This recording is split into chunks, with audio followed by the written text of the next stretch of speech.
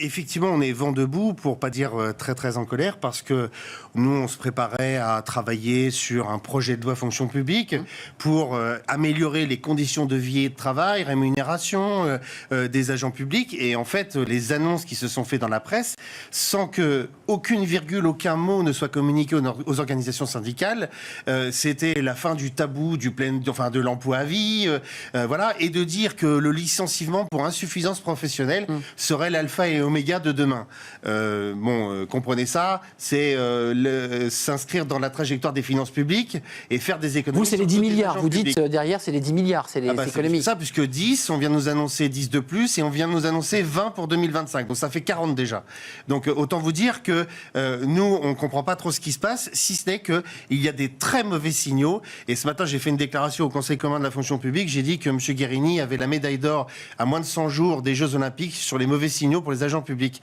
Parce qu'aujourd'hui, le licenciement pour insuffisance professionnelle existe déjà dans le Code général de la fonction publique. On n'a pas de chiffres, pour être honnête. J'ai essayé de regarder. Non, mais si, 13. 13. Alors, 13. Ok. Voilà. Ce qui a été relayé dans les médias, c'est de dire c'est quand même pas normal qu'il n'y en ait que 13. Non, mais pardon, on fait quoi? On fait la course à l'échalote pour virer les agents publics? C'est quoi l'histoire? On est là pour affaiblir le service public. En plus, je rappelle qu'il n'y a pas que l'insuffisance professionnelle, il y a aussi toute la partie disciplinaire. C'est vrai. Et quand on nous parle de gradation de l'insuffisance professionnelle, ça veut dire quoi? On est un peu insuffisant, un moyen insuffisant, très insuffisant. Débat d'évaluation. On a dit, mettez enfin au point une vraie RH fonction publique, avec notamment ce qu'on appelle une GPEC, c'est-à-dire un prévisionnel des effectifs et des compétences, pour savoir où est-ce que l'on va, les départs à la retraite, la démographie, l'âge moyen des agents publics. Et pour répondre à ce qui a été dit précédemment, l'attractivité. Mais pardon, mais nous on a été mis au pain sec et à l'eau pendant des années. La valeur du point d'indice, juste un comparatif. Le SMIC, il a augmenté de plus de 60% en 20 ans. Le point d'indice a évolué de 13%. Donc à chaque fois, on fait la course au SMIC, seuil minimum de traitement, on tasse les grilles, et ce qui fait que même les catégories A aujourd'hui se retrouvent parfois en confusion avec les catégories B. C'est vous dire si quand même la partie rémunération qui évidemment est un des volets très importants de l'attractivité, la rémunération. Nous, on a subi de plein fouet l'inflation, et quand l'inflation était quasiment à 7, on nous a dit 3,5. Pardon, mais le décalage, quoi. Là aussi, encore mauvais signaux vis-à-vis des agents publics. Mais nous, on s'inscrit pas du tout dans l'histoire de la rémunération au mérite. Encore un truc qui est sorti du chapeau, là, qui veut absolument rien dire. Vous ne croyez pas? Non, nous, on dit, on va prôner l'ascenseur social. C'est l'ADN, notamment de la CFE-CGC. Si on a des agents méritants, eh ben, on fait des passerelles de promotion, soit de grade, soit de catégorie, on peut aller jusque-là, et également de la mobilité promotionnelle, pardon. C'est-à-dire que vous avez, par exemple, des situations et des secteurs géographiques qui sont en tension, et ben là, vous proposez à ces agents, moyennant une bonification indiciaire, une évolution de carrière, d'aller dans ces endroits pour apporter leurs compétences. Parce qu'il faut arrêter de faire les procès d'intention. Ben oui, bien sûr. Il faut arrêter de faire les procès d'intention vis-à-vis des agents publics.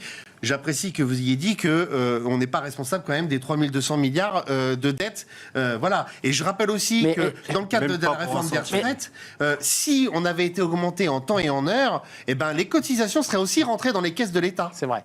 Mais excusez-moi. On peut donner des perspectives de carrière en organisant la promotion sociale, l'ascenseur social, sans mettre à mal le statut, un statut protecteur. Nous, en tout cas, on est vent debout aussi. On est un peu la muraille qui va protéger évidemment le statut fonction publique. Mais nous ne sommes pas fermés à des évolutions, comme par exemple, ça a été évoqué, la NAO, qui aujourd'hui n'existe que dans le secteur privé. La négociation salariale. Et oui, nous on est favorable à ça, il n'y a pas de souci. Mais c'est quoi, de gré à gré avec le DRH à condition qu'on donne l'enveloppe budgétaire qui va avec. Et aujourd'hui, les signaux qui sont donnés par Bercy, croyez-moi, c'est pas tout à fait ça. Hein. C'est-à-dire que quand demain on va arriver, on va dire, bon bah l'inflation est à 5, ok, on fait comme dans le privé, négociation, on essaye de combler un peu cet impact. Oui, ou est-ce qu'il y aura l'enveloppe budgétaire? Mais Stanislas Godon, vous vous rappelez de ce ministre de l'Éducation nationale, puisqu'on est resté sur les profs qui évoquaient l'idée de dégraisser le mammouth, c'était sur l'Éducation nationale. Est-ce qu'on a trop de fonctionnaires? Il y a à peu près 20% de notre population active qui est dans la fonction publique, c'est 19,7%. On a trop de fonctionnaires ou c'est mal prendre le problème que de le poser comme ça? Alors le poser par un exercice comptable, c'est méconnaître l'exercice des services publics. Je dirais les services publics en d'ordre général. Quand on regarde à l'hospitalière, si vous allez dans n'importe quel service, bon bah ils vous le disent. Et on est en tension. À l'os. Aujourd'hui, il y en a qui partent, qui quittent la fonction publique hospitalière. Pourquoi ? Parce qu'ils sont éreintés. Oui, épuisés. Voilà. C'est clair. Je vais parler d'autres professions. Les enseignants. On me dit il en faut moins. Ah bah alors pourquoi il en manque 1300 à chaque rentrée scolaire ? Voilà. Mais alors ils sont où ces fonctionnaires en trop ? Je vous ai vu. Nous, on porte un gros dossier qu'on a imposé et j'espère que ça, c'est ce qui sortira de meilleur dans le projet de loi fonction publique, c'est la protection des agents publics, qui est essentiel. Un des enjeux majeurs. Aujourd'hui, quand vous voyez 35 000 agressions physiques et verbales, violence. Incivilité, je l'ai fait bannir.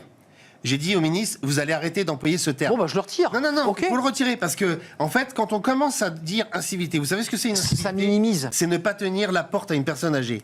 On n'est pas du tout dans ce cadre-là. C'est de la violence physique et verbale. C'est très, très important. Après, sur l'histoire de dégraisser, c'est-à-dire, en fait, faire du remplacement, de mettre des administratifs derrière des agents publics.